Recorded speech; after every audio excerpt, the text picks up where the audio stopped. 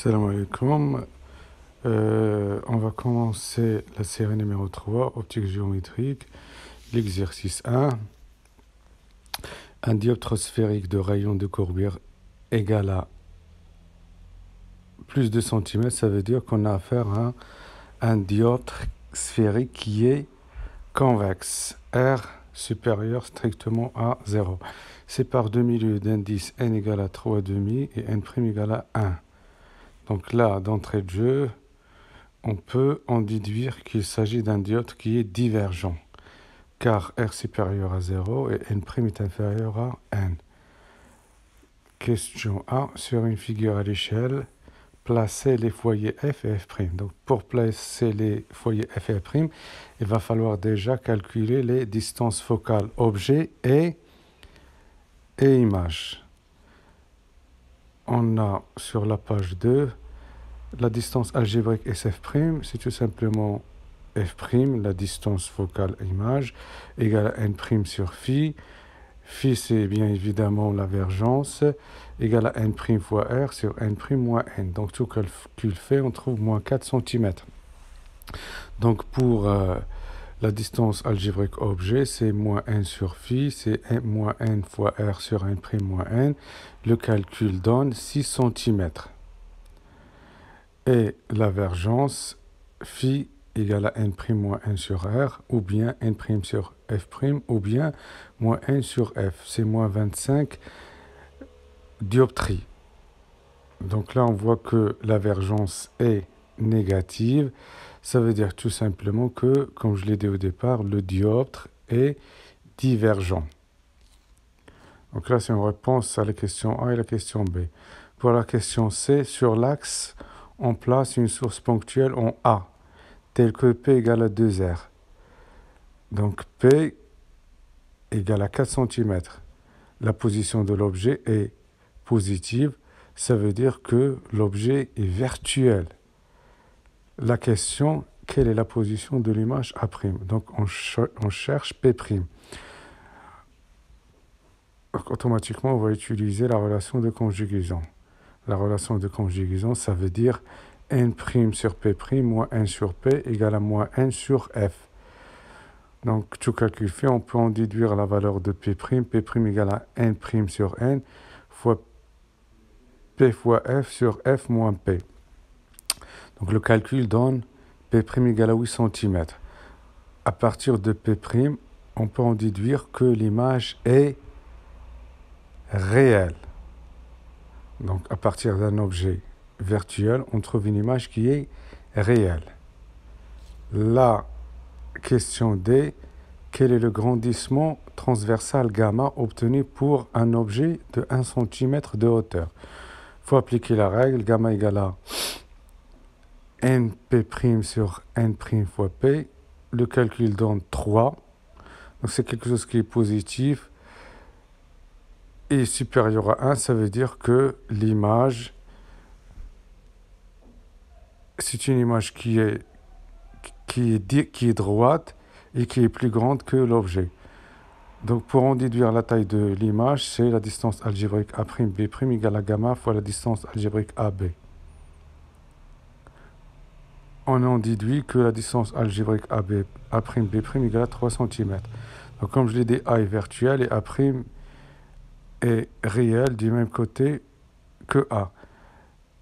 L'image A'B' est orientée dans le même sens que l'objet AB. Ensuite, on nous demande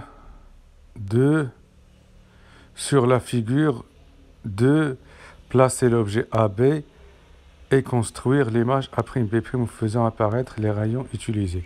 Donc là, on revient à la page 1 sur le tracé. Donc là, on a tracé l'axe principal.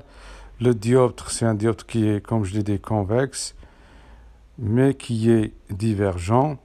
Il s'agit d'un objet virtuel. Donc, comme je l'ai dit en cours, un objet virtuel n'existe pas. Pour le former, il va falloir précéder le système optique étudié par un autre système optique. D'accord? Donc, pour former l'image, on aura besoin de moins de rayons. On va considérer le rayon qui arrive parallèlement à l'axe optique après avoir traversé le dioptre, il va être dévié, mais pas n'importe comment, il va être dévié de façon à ce que son prolongement passe par le foyer image F'. Le deuxième rayon qui passe par le centre C, c'est-à-dire il arrive perpendiculairement au dioptre, donc il va traverser sans être dévié. Les deux rayons ils vont bien entendu se croiser, se rencontrer au point B'. Et le point A', c'est tout simplement la projection de la projection orthogonale de B' sur A'. Comme ça, on aura formé l'image A'B'. Et à partir de ce tracé, les résultats sont conformes au calcul théorique. On voit que la taille A'B', l'image elle est droite, elle est plus grande que l'objet. L'image est réelle. Très bien.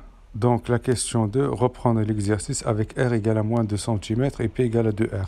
R égale à moins 2 cm, ça veut dire que le dioptre il est concave. Donc le dioptre il est concave. Et en plus, on a n' inférieur à 1, ça veut dire que le dioptre résultant, c'est un dioptre qui est convergent. C'est un dioptre qui est convergent. En plus, P égale à 2R. Donc la R est négative, ça veut dire que P est négatif et du coup, l'objet est réel.